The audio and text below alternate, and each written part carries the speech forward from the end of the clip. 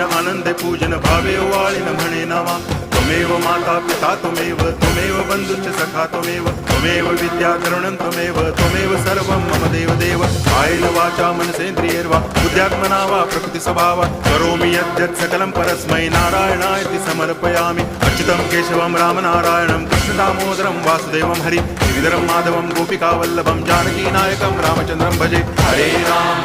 Ram